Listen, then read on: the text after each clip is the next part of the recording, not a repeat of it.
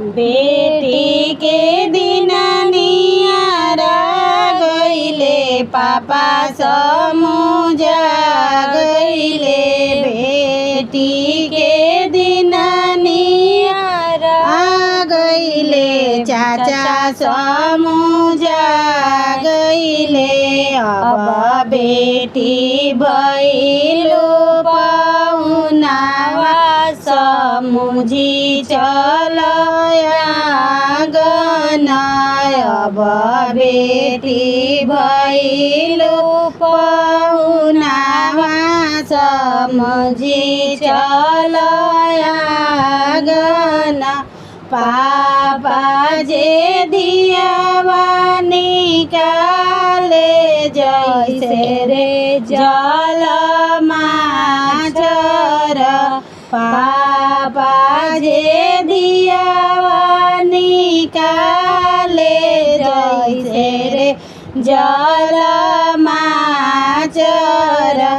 आमा जे दियावा चोरावे जैसे रे घीव गागर।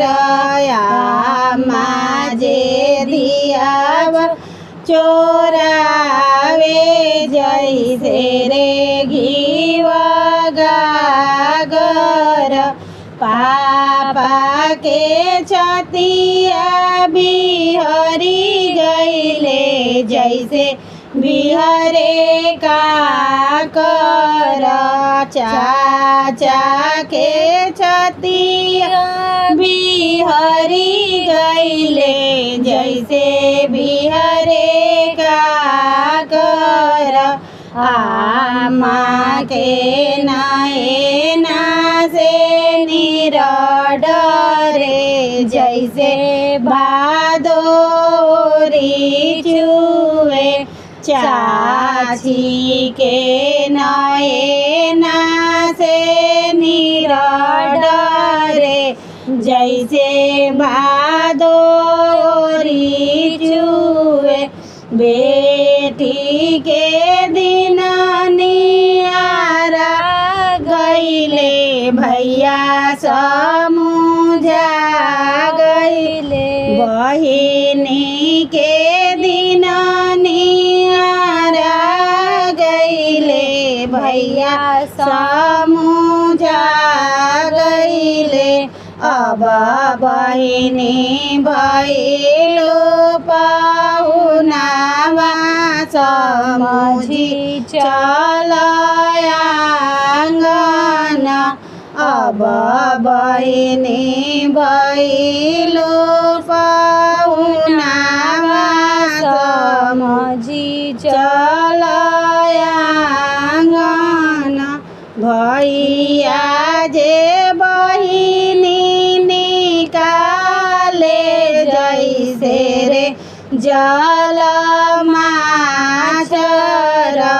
भैया जे बहिनी निकाले जैसे रे जल माछर।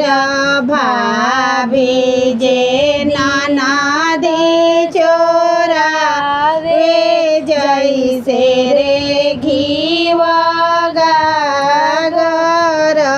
भाभी जे ननदी चोरावे जैसे रे घीव गागर।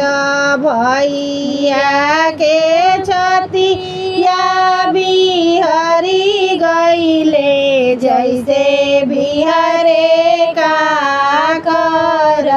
भैया के छतिया बिहरी गइले जैसे बिहरे काकर। भाभी के नैना से निरडरे जैसे भादोरी छुए। दीदी के नैना से निरडरे जैसे